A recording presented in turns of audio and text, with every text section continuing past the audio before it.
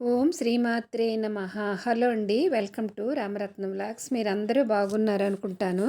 నేనైతే చాలా బాగున్నాను. మనందరము బాగుండాలని కామాక్షి అమ్మవారిని అయితే వేడుకుందాము. ఇది మంచి వీడియో, మీరు చివరి వరకు చూడండి. కామాక్షి అమ్మవారి పూజ అయితే నేను 16 శుక్రవారాల పూజ చేస్తున్నాను కదా. ప్రతి శుక్రవారం కూడా నేను వీడియో షార్ట్ ఒకటి ఫుల్ వీడియో కూడా పెడుతున్నాను.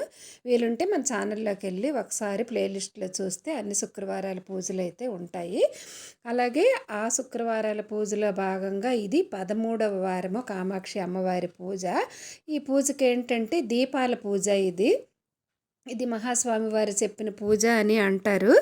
ఒక వారము ఒక దీపము, వారం 2 దీపాలు, అలా 16 శుక్రవారాలు 16 దీపాలు పెట్టి పూజ చేసుకోవాలి. కామాక్షి దీపం ఉన్నా సరే అది కూడా పెట్టుకోవాలి. అలాగే మనం నిత్య పూజ దీపాలు వేరుగా పెట్టుకొని ఈ దీపాలు వేరుగా పెట్టి అమ్మవారికి అయితే పూజ అయితే చేసుకోవాలి.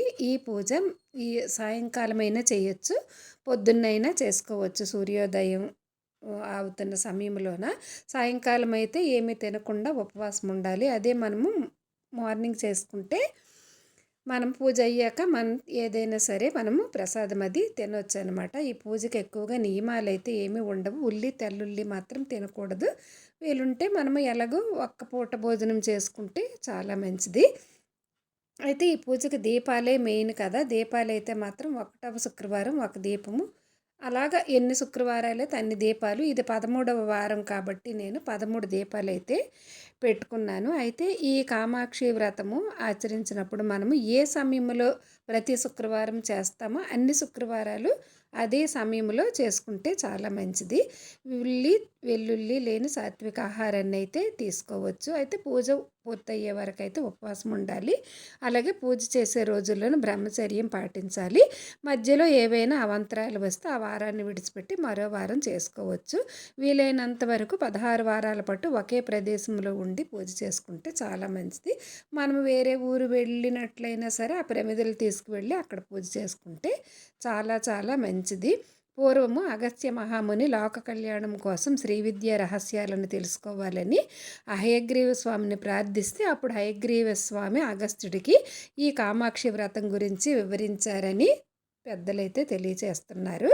పార్వతీదేవి కూడా ఈ వ్రతాన్ని ఆచరించారని చెప్తున్నారు. ఒకప్పుడు పార్వతీదేవి పరమశివుడిని వివాహం చేసుకోవాలని కోరుకున్నప్పుడు ఆమె కాంచీపురంలో నదీ తీరానికి చేరుకొని ఇసుకతో ఒక లింగాన్ని ప్రతిష్ఠించి తపస్సు ప్రారంభించింది. అప్పుడు శివుడు ఆమెను పరీక్షించడానికి తన శిరస్సును ఉన్న గంగను ఆ ఇసుక లింగం పైకి ప్రవహింపచేశాడు. ఆ వరదలో లింగం కొట్టుకుపోతుందేమోనని భయపడి పార్వతీ అమ్మవారు ఆ లింగాన్ని గట్టిగా ఆలింగనం చేసుకుంటారట. అందుకే దీనికి ఆలింగనమూర్తి అని అంటారు. పార్వతీదేవి కఠినమైన దీక్షను 16 వారాల పాటు ఆమె చేసిన దీపారాధనను చూసి పరమశివుడు ప్రసన్నమయ్యి ఆమె కళ్ళలో తనపై ఉన్న ప్రేమను చూసి ఆమెకు కామాక్షి అని నామకరణం చేసి ఆమెను వివాహం చేసుకున్నాడట. అందుకే ఈ 16 శుక్రవారాల వ్రతాన్ని ఎవరు చేసినా వారికి కోరిన కోరికలన్నీ తీరుతాయి, ధార్మికమైనవి అని చెప్తున్నారు. అలాగే వారి మనసుకు నచ్చిన వారు కూడా భర్తగా వస్తారని కన్యలు చేసుకుంటే, అలాగే భార్యాభర్తల మధ్య అన్యోన్య దాంపత్యం కూడా కలుగుతుందని మన పురాణాలు అయితే తెలియచేస్తున్నాయి. అయితే మహిమాన్వితమైన ఈ కామాక్షి వ్రతం చేయడం వలన అవివాహితులకు వివాహ ప్రాప్తి, సంతాన భాగ్యం, కుటుంబంలో సుఖశాంతులు కలుగుతాయి. అంతేకాదు ఈ వ్రతాన్ని ఆచరించిన వారు ఏ పని చేసినా విజయాన్ని పొందుతారని తెలియచేస్తున్నారు. ముఖ్యంగా పెళ్ళి ఆలస్యమవుతున్న వారు, సంతానం కోసం ఎదురు చూస్తున్నవారు అమ్మవారిపై పూర్తి నమ్మకంతో పూజ చేస్తే అద్భుతమైన ఫలితాలు అయితే ఉంటాయి. అయితే కొన్ని నేను తెలుసుకున్నవి అయితే మాత్రం నేను ఈ విషయాలన్నీ మీకు తెలియజేశాను. వీలుంటే మీరు తప్పకుండా ఈ కామాక్షి అమ్మవారి పూజ అయితే చేసుకుంటే చాలా మంచిది. మనం ఎలాగో లలితాదేవి పూజ ఎప్పుడు చేసుకుంటాం, ప్రతి శుక్రవారం కూడా చేసుకుంటాం కదా. అందులో భాగంగానే నేనైతే 16 శుక్రవారాల పూజ అయితే చేసుకుంటున్నాను. ఇది 13వ వారము.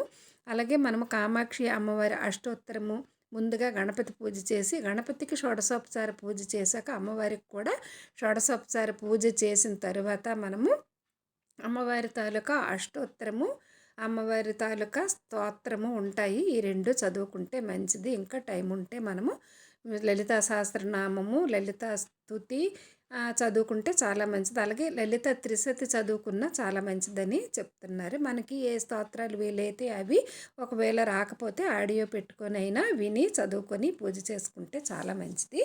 నేను చేసుకున్న తర్వాతే నేను చేసుకున్న పూజే మీకైతే తెలియచేస్తున్నాను. అయితే మనము మనసులో ధార్మికంగా ఏ కోరిక కోరుకున్నా తప్పకుండా అదైతే మనకి నెరవేరుతుంది. అమ్మ దయ ఉంటే అన్నీ ఉన్నట్టే కదా! అందుకని నేనైతే ఇది 13వ వారం. ప్రతి వారం తాలూకా వీడియోస్ మన ఛానల్లో ఉంటాయి. తప్పకుండా చూడండి. Thank you for watching.